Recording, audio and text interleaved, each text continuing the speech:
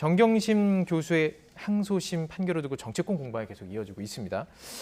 우선 어떻게 보셨습니까? 일단 4년형이 계속 지금 유지가 되고 일부 유죄에서 무죄가 바뀐 것이 있고 무죄에서 유죄가 된 것이 있습니다. 어제 이제 저희가 법리를 자세히 분석을 했기 때문에 일단 소회를 좀 들어보고 싶은데요. 네, 뭐 일단은 입시 문제에 대해서는 네. 1심에 이어서 전부 다 유죄가 나왔어요.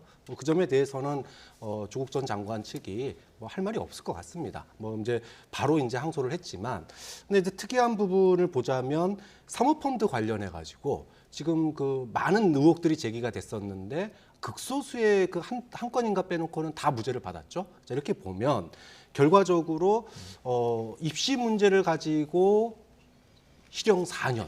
이건 좀 형량이 좀 과한 거 아니냐. 이런 과하다. 이제 얘기가 나올 수 있는 거고요. 네. 자, 또 하나는 사실은 이 문제가 이렇게 조국 사태로 커지게 된 결정적인 계기가 입시 문제로부터 시작을 했지만 사실은 사모펀드 논란이 핵심이었거든요. 근데 결과적으로는 사모펀드가 거의 다 무죄를 받았어요. 네. 핵심 부분, 핵심 의혹이 다 무죄를 받았습니다. 이렇게 보면 사실상 이거는 이제 별건 수사 논란이 또 있을 수 있는 거죠.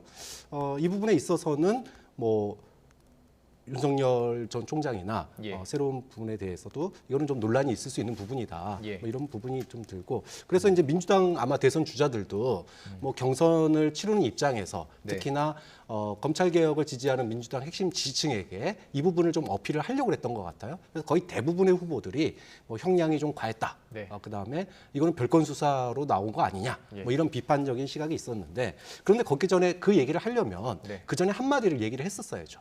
입시 문제에 대해서는 국민들 앞에 다시 한번 죄송하다. 이런 얘기를 하면서 이 얘기를 하면 예. 어느 정도의 공감대가 있을 텐데 예. 그 얘기는 안 하고 이 부분만 얘기하면 그건 또 국민들 입시 문제에 대해서 자괴감을 가졌던 청년층이라든지 예. 많은 국민들에게 민주당이 또 내로남불한다 이런 얘기를 들을 수 있거든요. 좀 네. 그런 점에서 민주당 대선 후보들이 예. 좀 균형 있는 그런 예. 발언을 했으면 좋겠다라는 아쉬움이 있습니다. 민주당이 대선 경선 중이라는 좀 특수한 상황이 있습니다. 그 상황에서 지금 2심 결과가 나왔기 때문에 지금 말씀하신 부분들이 더 좀 집중해서 보게 되는데요. 뭐 판결에 대해서도 뭐 짧게 말씀해 주셔도 좋고요. 그리고 이후에 이제 민주당 대선 주자들의 어떤 발언에 대해서 어떻게 생각하십니까? 뭐 경선 중이라 하더라도 이낙연 후보, 이재명 후보, 뭐 정세균 후보, 추미애 후보 모두 조국의 안타까움을 동정하는 듯한 발언하는 것은 굉장히 심히 유감입니다. 예.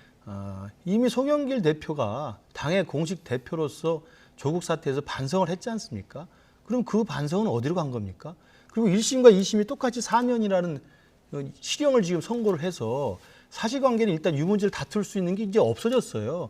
3심 상고를 하겠다고 합니다만 3심은 법률심입니다. 사실관계는 일단 유죄로 끝난 사안이지 않습니까? 예. 그러면 대한민국의 법치주의를 존중하고 사법부의 독립과 판결을 존중한다고 한다면 적어도 입시 비리 7대 스펙에 대해서는 전부 표창장을 유조했다는 것이 확인된 상황이라고 한다면 석고대죄해도 된다고 생각합니다.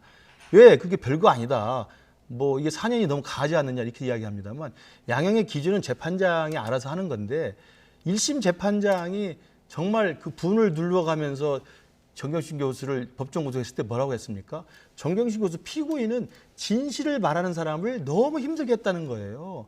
시종일관 자기는 잘못한 게 없다고 이야기를 하고 나와서 진실을 맹세하면서 선서를 하고 증언하는 증인에 대해서 아주 심하게 혹독하게 비난을 했습니다. 그런 사람한테 어떻게 재판장이 선처를 할 수 있겠습니까? 그리고 이것이 조국 전 장관의 사태라는 것이 다른 게 아니고 공정의 사다를 걷어챘다고 하는 엄청난 특권층의 네트워크에 의해서 스펙 품앗이를 한 거잖아요. 그리고 조국은 어땠습니까? 서울대 교수로서 수없이 많은 정치 활동을 통해서 자기가 공정과 정의의 화신인 양 행세했던 사람입니다. 반성해도 모자랄 판이에요. 여기 대해서 무슨 뭐 4년이 과하다, 반성할 필요가 없다고 이야기하고 그걸 두드라는 것은 저는 어떤 의미에서도 용납됐었다고 생각합니다. 예. 조 전 장관 측에서는 그 법리상에서도 좀 문제가 있다는 거예요. 사실관계를 다투는 거에 있어서도 뭐 PC가 있었던 위치라든지 그 검사의 수사 과정에서 좀 지나치지 않았나 이걸 좀 주장하는 거잖아요. 예. 네, 뭐 그거에 이제 사법부가 예. 판단할 문제고요. 예. 바로 이제 항소를 했죠. 네. 그래서 대법원에서 이제 최종심을 기다리게 되는데 법리에 문제가 있었다라면은 네. 그 부분은 뭐 대법원에서 이제 가릴 거라고 봅니다. 예. 다만 자녀 입시 문제에 대해서는 조국 전 장관도 또 송영길 대표도 수차례 사과를 했었기 때문에 네. 이 부분에 대해서는 이재명 지사 하는 것처럼 형수 욕설 문제처럼 몇 번의 사과해도 저는 부족함이 없다. 네. 계속 사과해야 된다고 봅니다. 예, 알겠습니다. 자, 그렇다면 마지막으로 짧게 지금 이 관련 주제가 대선 앞으로 과정 속에서 만약에 이제 3심 결과가 나온다면 좀 영향이 있다고 보십니까? 어떻게 보십니까? 또 3심 결과가 곧 나올지는 모르겠습니다만 그 대법원에서는 이제 법률심에 문제가 없다고 한다면 이게 확정이 되는 거거든요.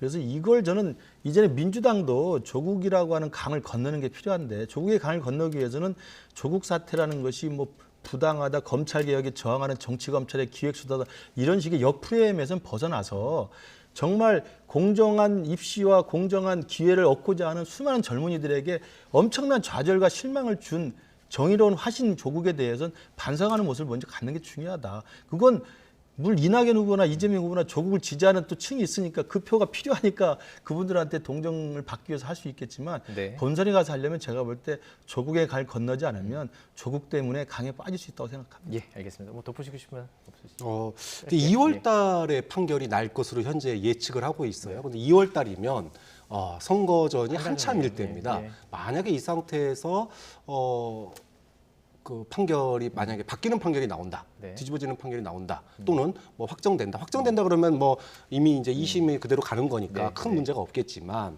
만약에 이게 다른 결과가 나올 경우에 이것이 미칠 여파도 또 상당히 클 수 예, 있다. 예. 좀 그런 점에서 뭐 이것이 가장 큰 변수는 안 되겠지만 네. 만약에 윤석열 후보가 예. 후보가 야당의 되면, 후보가 예. 돼 있다면 이 부분도 뭐 어느 연관성이 정도 있기 때문에. 영향을 예. 미칠 수 있는 변수가 되지 않을까 예상합니다. 예, 알겠습니다. 오늘 여기까지 듣도록 하겠습니다. 박창환 장한대 교수, 김근식 경남대 교수와 함께 이야기 나눠봤습니다. 고맙습니다.